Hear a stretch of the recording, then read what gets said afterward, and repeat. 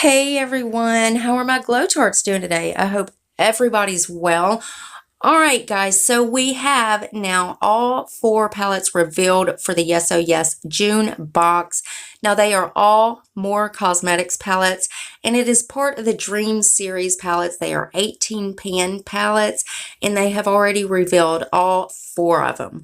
So here they are. This is what they posted on their Instagram, and one of them is the Dreamscape palette.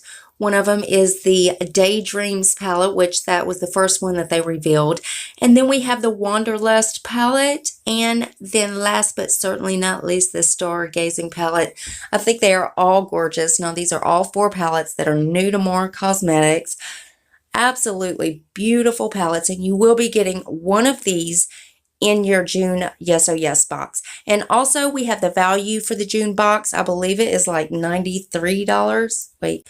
So I will put the value of June's box up here for you guys to see. And again, any more spoilers that get released, I will update you guys.